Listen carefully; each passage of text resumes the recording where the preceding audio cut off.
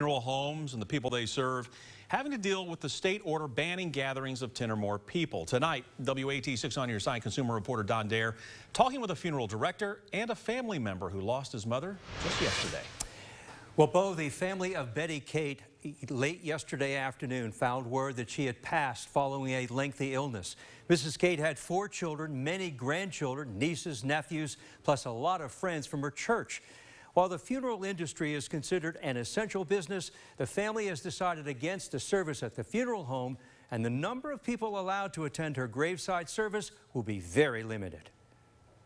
This was when Mother stayed. She spent 99% of her time in here. Steve Kate showed us the bedroom where his mother passed away early yesterday. Betty Kate was 90. Her son said she lived a full life, although for the last 8 years she suffered from Alzheimer's. These are just her grandchildren. Steve pointed to pictures of his mother's extended family. Many were hoping to attend the graveside service 2 days from now at Highland Memorial Cemetery. But Governor Bill Lee's Executive Order 17 about social gatherings changed funeral plans. The order was issued a day before Mrs. Kate died. It will limit the number of people who can gather at her graveside on Thursday. It says public social gatherings of 10 or more. Steve believes a graveside service is a family gathering, not a social one. He'd like to have his mother's caregivers attend, even members from her church, but that won't happen.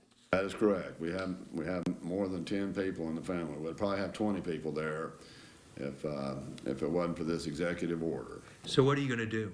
We pared it down. Some of the grandkids aren't flying in. They live out of state. Click Funeral Home will be directing the graveside service for the Kate family.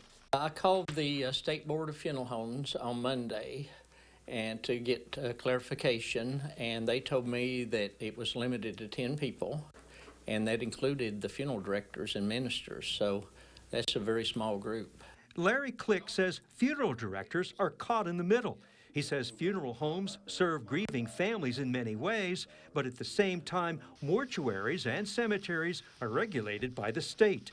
I would be hard-pressed to refuse someone to attend, you know, if we run over a little bit. And I've talked with the state of Tennessee, and they told me that they weren't going to have someone there to count heads. Steve Kate says he will try to limit those who attend his mother's graveside service. I think the risk of spreading the coronavirus would be minuscule among the 13 or 14 family members that are going to be there. Now, Governor Lee's Executive Order 17 was issued for all businesses across the state to limit possible exposure to the coronavirus. According to a directive sent to funeral homes, the order considers social gatherings to include funeral visitations, memorials, and graveside services. Bo? All right, Don, thank you. You know, presently the order that limits social gathering to under 10 people is in effect until April 6th. That is 13 days from now.